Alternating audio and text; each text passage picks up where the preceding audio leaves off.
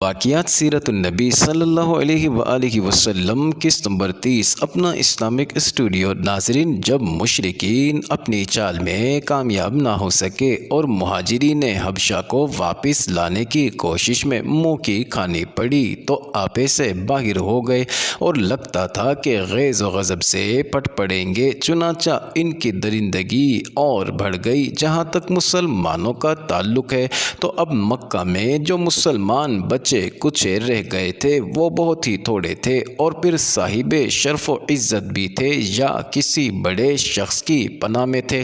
ناظرین، اس کے ساتھ ہی وہ اپنے اسلام کو چھپائے ہوئے بھی تھے اور حتی الامکان سرکشوں اور ظالموں کی نگاہوں سے دور رہتے تھے، مگر اس احتیاط اور بچاؤ کے باوجود بھی وہ ظلم و جور اور ایذا رسانی سے مکمل طور پر محفوظ نہ رہ سکے۔ مکہ کی فضا ظلم و جور کے ان سیاہ بادلوں سے گھمبیر تھی کہ اچانک ایک بجلی چمکی اور مقہوروں کا راستہ روشن ہو گیا، یعنی حضرت امیر حمزہ رضی اللہ عنہ مسلمان ہو گئے۔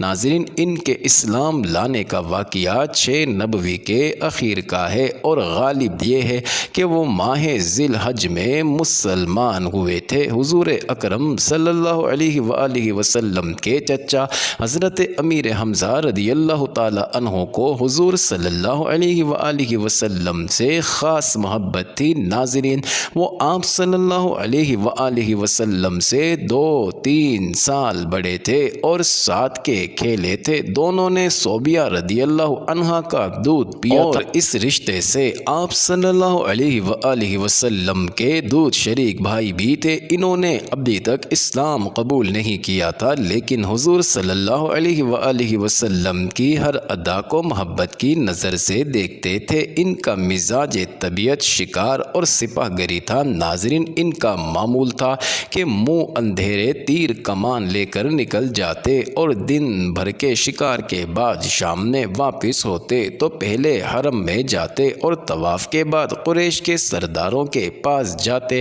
جو صحن حرم میں بیٹھا کرتے تھے۔ ناظرین، اس طرح سب سے ان کی دوستی تھی اور سب ان کی قدر کرتے تھے۔ ناظرین، ایک روز حضرت صلی اللہ علیہ وآلہ وسلم صفا کی پہاڑی پر سے گزر رہے تھے کہ ابو جہل کا سامنا ہوا۔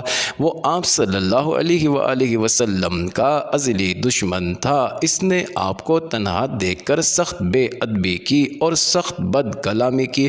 ناظرین، رسول اللہ صلی اللہ علیہ وآلہ وسلم خاموش رہے اور کچھ بھی نہ کہا، لیکن اس کے بعد اس نے آپ صلی اللہ علیہ وآلہ وسلم کے سر مبارک پر ایک پتھر دے مارا، جس سے ایسی چوٹ آئی کہ خون مقدس بہہ نکلا۔ پھر وہ خانہ کعبہ کے پاس قریش کی مجلس میں جا بیٹھا۔ دور سے عبداللہ بن جدعان کی آزاد کردہ کنیز کوہ صفا پر واقع اپنے مکان سے یہ سب دیکھ رہی تھی۔ جب حضرت حمزہ رضی اللہ عنہ شکار سے واپس ہوئے تو اس کنیز نے سارا ماجرا سنایا۔ حضرت حمزہ رضی اللہ عنہ غصے سے بھڑک اٹھے۔ ناظرین، یہ قریش کے سب سے طاقتور اور مضبوط جوان تھے۔ ماجرا سن کر کہیں ایک لمحہ رکے بغیر دوڑتے ہوئے اور مشتعل ہو کر ابو جہل کی تلاش میں نکلے تو دیکھا کہ وہ مسجد حرام میں بنی مخزوم کے حلقے میں بیٹھا ہے۔ سیدھے وہیں پہنچے اور کہا، تو میرے بھتیجے کو گالی دیتا ہے؟ تیری اتنی جرت، لو میں بھی اسی کے دین پر ہوں، اب مجھے بھی گالی دے کر دکھاؤ۔ اس کے بعد کمان اس کے سر پر اس زور کی ماری کہ اس کا سر پھٹ گیا۔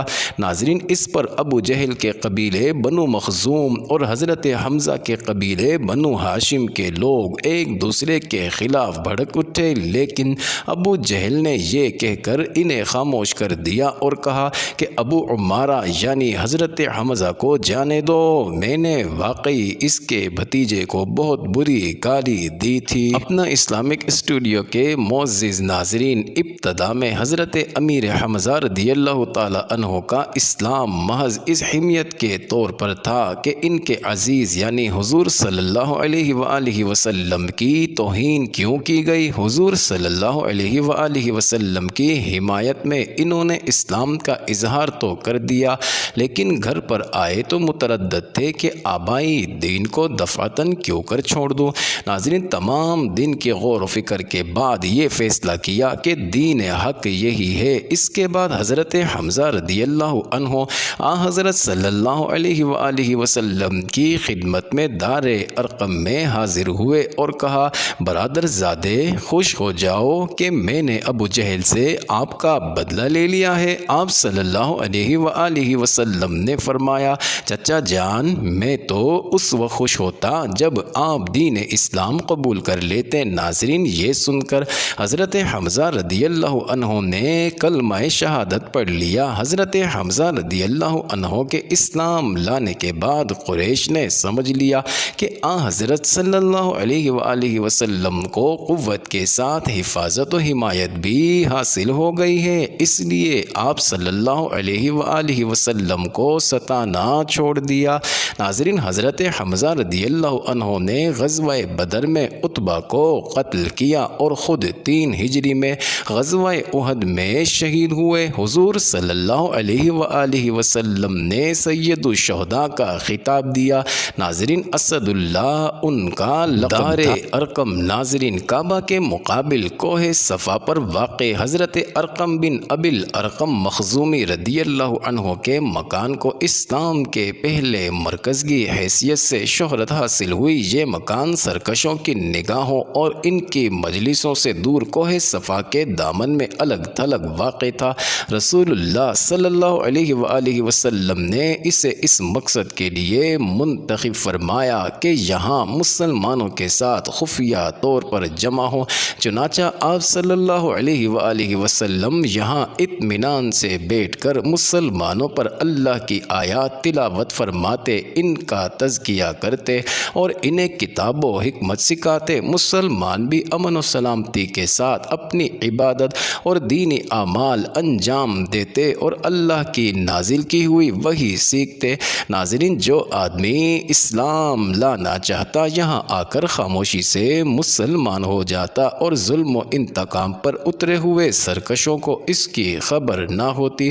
روزانہ کوئی نہ کوئی شخص آتا اور اسلام قبول کرتا۔ اس طرح ایمان لانے والوں کی تعداد بڑھتے بڑھتے 38 ہو گئی۔ ناظرین، دار ارقم میں ایمان لانے والے 39ویں صحابی حضرت حمزہ رضی اللہ تعالی عنہ تھے۔ یہیں پر حضرت حمزہ رضی اللہ تعالی عنہ کے مسلمان ہونے کے صرف 3 دن بعد حضرت عمر رضی اللہ تعالی عنہ نے بھی آ کر اسلام قبول کیا۔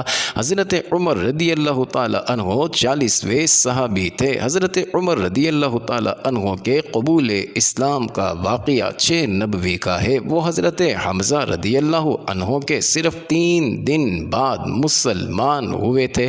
ناظرین، قریش کے سربراوردہ اشخاص میں ابو جہل اور حضرت عمر رضی اللہ عنہ اسلام اور حضرت صلی اللہ علیہ وآلہ وسلم کی دشمنی میں سب سے زیادہ سرگرم تھے۔ اس لیے حضرت صلی اللہ علیہ وآلہ وسلم نے خصوصیت کے ساتھ انہی دونوں کے لیے اسلام کی دعا فرمائی۔ ترجمہ: اے اللہ، اسلام کو ابو جہل یا عمر بن الخطاب رضی اللہ عنہ سے معزز کر۔ ناظرین، اسی طرح طبرانی نے حضرت ابن مسعود رضی اللہ تعالی عنہ سے اور حضرت انس رضی اللہ تعالی عنہ سے روایت کی ہے کہ نبی صلی اللہ علیہ وآلہ وسلم نے فرمایا، ترجمہ: اے اللہ، عمر بن الخطاب رضی اللہ تعالی عنہ اور ابو جہل بن ہشام میں سے جو شخص تیرے نزدیک زیادہ محبوب ہے اس کے ذریعے سے اسلام کو قوت پہنچا، مگر یہ دولت تو قسام ازل نے حضرت عمر رضی اللہ تعالی عنہ کی قسمت میں لکھ دی تھی۔ ناظرین، ابو جہل کے حصے میں کیوں کر آتی؟ اس دعائے مستجاب کا اثر یہ ہوا کہ کچھ دنوں بعد اسلام کا یہ سب سے بڑا دشمن اس کا سب سے بڑا دوست اور سب سے بڑا جان نثار بن گیا، یعنی حضرت عمر رضی اللہ تعالی عنہ کا دامن دولت اسلام سے بھر گیا۔ ناظرین، تاریخ و سیر کی کتابوں میں حضرت عمر کی تفصیلات اسلام میں اختلاف ہے۔ ایک مشہور واقعہ جس کو عام طور پر ارباب سیر لکھتے ہیں وہ یہ ہے، حضور اکرم صلی اللہ علیہ وآلہ وسلم کی بعثت کے وقت حضرت عمر رضی اللہ تعالی عنہ کی عمر 27 سال تھی۔ حضرت عمر رضی اللہ عنہ اپنی تند مزاجی اور سخت خوئی کے لیے مشہور تھے۔ ناظرین، مسلمانوں نے طویل عرصے تک ان کے ہاتھوں طرح طرح کی سختیاں جھیلی تھیں۔ حضرت عمر رضی اللہ عنہ کی بہن فاطمہ رضی اللہ عنہ کا نکاح حضرت سعید بن زید رضی اللہ عنہ سے ہوا تھا، جو اسلام قبول کر چکے تھے۔ ناظرین، حضرت فاطمہ رضی اللہ عنہ بھی اسلام قبول کر چکی تھیں، لیکن حضرت عمر رضی اللہ عنہ ابھی تک اسلام سے بیگانہ تھے۔ قبیلہ کے جو لوگ اسلام لا چکے تھے، حضرت عمر رضی اللہ عنہ ان کے دشمن ہو گئے۔ لبینہ رضی اللہ عنہ ان کے خاندان کی کنیز تھی، جس نے اسلام قبول کر لیا تھا۔ ناظرین، اس کو بے تحاشا مارتے مارتے مارتے تھک جاتے تو کہتے کہ دم لے لوں تو پھر ماروں گا۔ ناظرین، لبینہ رضی اللہ تعالی عنہ کے علاوہ اور جس پر قابو چلتا اس کو خوب مارتے تھے، لیکن ایک شخص کو بھی وہ اسلام سے دل برداشتہ نہ کر سکے۔ آخر مجبور ہو کر نعوذ باللہ خود حضور صلی اللہ علیہ وآلہ وسلم کے قتل کا ارادہ کیا اور تلوار حمائل کر کے سیدھے حضور صلی اللہ علیہ وآلہ وسلم کے مکان کی طرف چلے۔ ناظرین، راستہ میں بنو زہرہ کے نعیم بن عبداللہ النحام رضی اللہ عنہ سے ملاقات ہوئی۔ پوچھا کدھر کا ارادہ ہے؟ جواب دیا کہ محمد صلی اللہ علیہ وآلہ وسلم کا فیصلہ کرنے جاتا ہوں۔ انہوں نے کہا محمد صلی اللہ علیہ وآلہ وسلم کو قتل کر کے بنو ہاشم اور بنو زہرہ سے کیسے بچ سکو گے؟ حضرت عمر رضی اللہ عنہ نے کہا معلوم ہوتا ہے تم بھی اپنا پچھلا دین چھوڑ کر بے دین ہو چکے ہو۔ نعیم بن عبداللہ رضی اللہ عنہ نے کہا عمر، ایک عجیب بات نہ بتا دوں، تمہاری بہن اور بہنوئی بھی تمہارا دین چھوڑ کر بے دین ہو چکے ہیں، پہلے اپنے گھر کی خبر لو۔ ناظرین، یہ سن کر غصے سے بے قابو ہو گئے اور سیدھے بہن بہنوئی کے گھر کا رخ کیا۔ معزز ناظرین، یہ انٹرسٹنگ ویڈیو جاری ہے، اگلی ویڈیو قسط نمبر 31 میں دیکھنا مت بھولیے گا۔